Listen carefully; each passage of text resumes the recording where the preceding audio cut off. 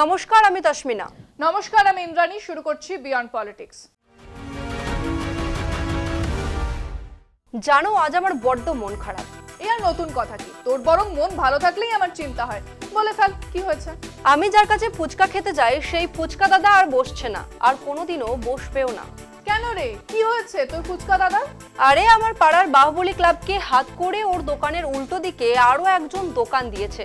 নতুন লোকটার দোকানে ফুচকার দাম বেশি, তবে ঘুগনি থেকে শুরু করে দই ফুচকা, চাট সবই বিক্রি করে। বুঝেছি, কম্পিটিশন বেড়ে যাওয়ায় তোর ফুচকা দাদা সেল কমে গেছে, তাই তো? শুধু তাই নয়, ফুচকা দাদার থেকে বাহুবলী সংঘ অনেক টাকা তোলাও চেয়েছে, আর নতুন লোকটাকে কোনো টাকায় নাকি দিতে হবে না। সব মিলিয়ে ফুচকা দাদা ঠেলা বেচে দেশের বাড়ি চলে গেছে। এই উড়ে এসে জুড়ে বসা ফুচকাওয়ালার সঙ্গে কার মিল আছে বলতো? কার সঙ্গে আবার মিল খুঁজে পেলে তুমি? যার সঙ্গে মিল খুঁজে পেলাম তার নাম এলন মাস্ক। Elon Musk? সে তো টেসলা বেচে, দামি বিদেশি গাড়ি বিক্রি করে। ফুচকা কবে থেকে বিক্রি করতে শুরু করলো? কি যে বলো তুমি। ওরে, ফুচকা কেন বেচবে? টেসলাই বেচবে, ইন্টারনেট বেচবে। তবে তোর পাড়ার ওই নতুন ফুচকাওয়ালা স্টাইলে বাহুবলী সংঘকে হাতে করে বেচবে। বল, কি বুঝলি? কিছু একটা খবর দিচ্ছ, সেটা বুঝলাম। এবার আমায় কনফিউজ না করে বলে ফেলো তো, এখানে বাহুবলী সংঘটাকে? এখানে বাহুবলী সংঘের মাথায় বসে রয়েছে প্রধানমন্ত্রী মোদী, আর বাকি মন্ত্রিসভা সেই ক্লাবের হোমরা চোমরা। এলন মাস্ক কি মোদিজিকে হাত করে ফেলেছে নাকি? শুধু হাত করেনি, নিন্দুকেরা বলছে ট্রাম্প এবং এলন মাস্ক দুজনে মিলে মোদীকে এক সুতোয় কাঠের পুতুলের মতো নাচাচ্ছে। এই দেখ। সম্প্রতি রয়টার্সের এক প্রতিবেদনে প্রকাশিত হয়েছে যে টেসলা ভারতে প্রবেশের জন্য প্রস্তুতি নিচ্ছে। নয়াদিল্লি এবং মুম্বাইয়ে শোরুম খোলার জন্য জায়গা খোঁজার পাশাপাশি 13টি মধ্যস্তরের পদে নিয়োগের বিজ্ঞাপনও দিয়েছে সংস্থাটি। তবে এই সিদ্ধান্ত ঘিরে বিতর্ক তৈরি হয়েছে, বিশেষ করে মার্কিন যুক্তরাষ্ট্রের প্রেসিডেন্ট ডোনাল্ড ট্রাম্পের মন্তব্যের পর। ট্রাম্প এটিকে মার্কিন যুক্তরাষ্ট্রের জন্য অত্যন্ত অন্যায্য বলে অভিহিত করেছেন। ইলন মাস্ক বহুদিন ধরেই ভারতে ব্যবসা করার আলোচনা করে আসছেন।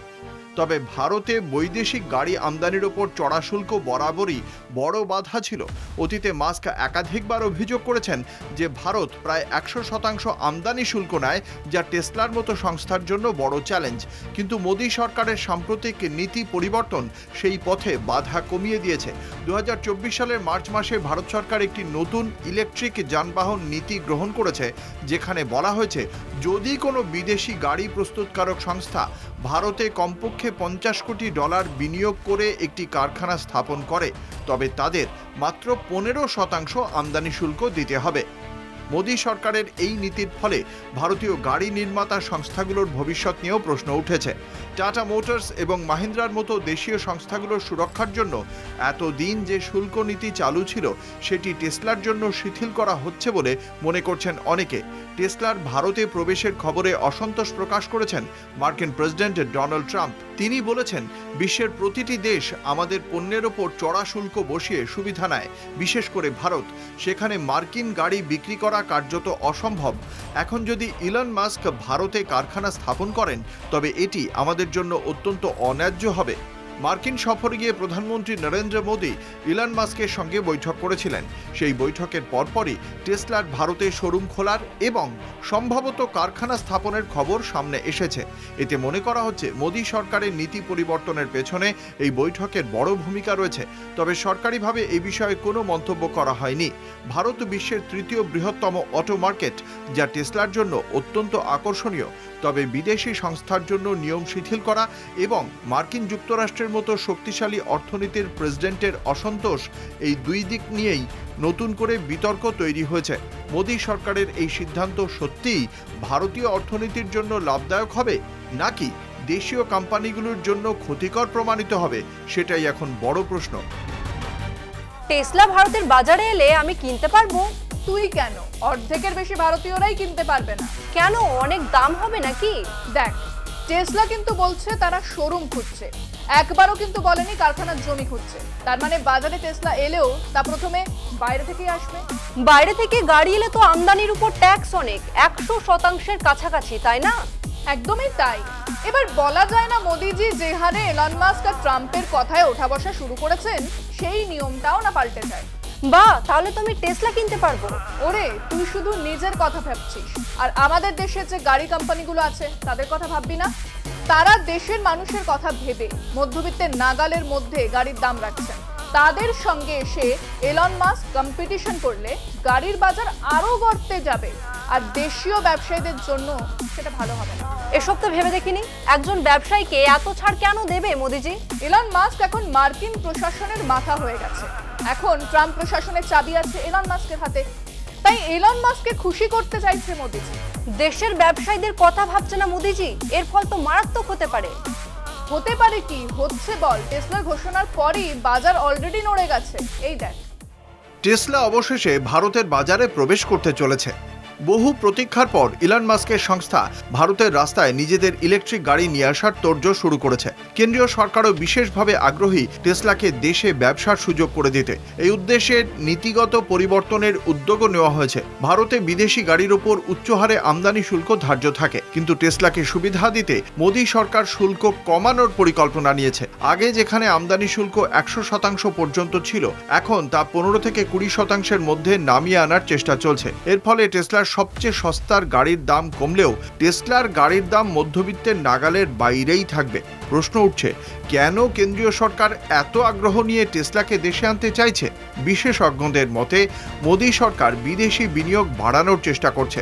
এছাড়াও দেশের ইলেকট্রিক গাড়ির বাজার প্রসারিত করতে টেসলার মতো একটি প্রতিষ্ঠিত সংস্থার উপস্থিতি কার্যকরী হতে পারে। তবে এই সুবিধা শুধুমাত্র টেসলার জন্য কেন, তা নিয়ে সমালোচনা শুরু হয়েছে। টেসলার প্রবেশ নিয়ে ভারতের অটোমোবাইল সংস্থাগুলির মধ্যে উদ্বেগ তৈরি হয়েছে। মাহিন্দ্রা, টাটা মোটরসের মতো সংস্থার শেয়ার বাজার পড়তে শুরু করেছে। বিনিয়োগকারীরা আশঙ্কা করছেন টেসলা বাজার ধরলে দেশীয় সংস্থাগুলি বড় ক্ষতির মুখে পড়তে পারে। বিশেষজ্ঞদের মতে শুধুমাত্র শুল্ক কমিয়ে টেসলার দাম কমবে না, সংস্থাকে ভারতেই কারখানা গড়ে উৎপাদন শুরু করতে হবে। তবেই প্রকৃতপক্ষে মধ্যবিত্ত ভারতীয়দের জন্য গাড়ির দাম সাশ্রয়ী হতে পারে। কেন্দ্রীয় সরকারও চায় টেসলা এখানে একটি ম্যানুফ্যাকচারিং ইউনিট তৈরি করুক, যাতে দেশে বিনিয়োগ বাড়ে এবং কর্মসংস্থানের সুযোগ সৃষ্টি হয়।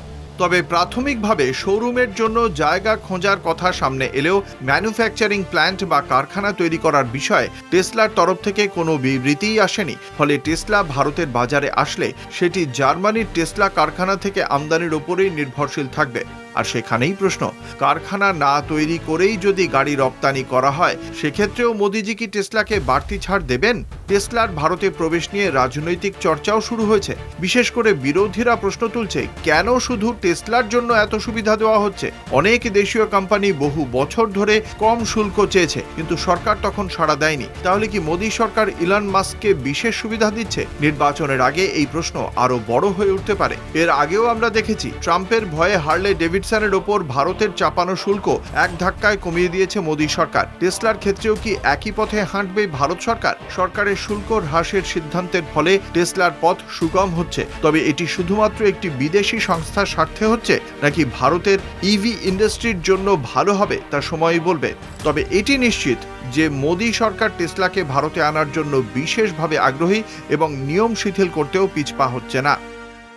ওরে বাবা, এ তো গাছে কাঁঠাল আসতে না আসতেই গোপ থেকে টপ টপ করে তেল পড়ছে। না হলে আর বলছি কি, এলন মাস্ক শুধু গাড়ি বেচতে আসবে কিনা এবার তা নিয়েও সন্দেহ আছে। মানে গাড়ি ছাড়া আর কি বেচবে? মাস্ক যদি ভারতে আসে তাহলে ভারতের টেলিকম ইন্ডাস্ট্রিতেও থাবা বসাতে পারে। স্টারলিং ইন্টারনেটও নাকি ভারতে লঞ্চ করবে এলন মাস্ক। তাহলে জিও, এয়ারটেল, ভোডাফোন, বিএসএনএল এদের কি হবে? শুধু জিও নিয়ে ভাব, মোদিজির প্রিয় মিত্র আম্বানি, জিওর যদি কম্পিটিশন বাড়ে ওনাদের বন্ধুত্বে না ফাটল ধরে যায়। মাস্ক হঠাৎ এরকম কোমর বেঁধে নেমেছে কেন? ভারত একটা বিশাল বড় মার্কেট সব ইন্ডাস্ট্রির জন্য। মাস্ক শুধু গাড়ি, ইন্টারনেট নয়, গ্রিন এনার্জি সেক্টরেও ভারতের শিল্পপতিদের চ্যালেঞ্জ ছুঁড়ে দিতে পারে। ওরে বাবা, এ তো দেশ কিনে নেওয়ার মতো ব্যাপার। মোদি জামানায় রেল থেকে জীবন বীমা, বন্দর থেকে জঙ্গল, সবই তো শিল্পপতিদের হাতে পরপর বিক্রি হয়ে যাচ্ছে। নতুন কথা কিছু নয়। থাক বাবা টেসলা, স্বপ্ন দেখে আর কাজ নেই। চলো আজ বরং এখানেই শেষ করি। বিয়ন্ড পলিটিক্স আজ এই পর্যন্তই। দেখতে থাকুন কলকাতা টিভি, রাত দিন 7 দিন।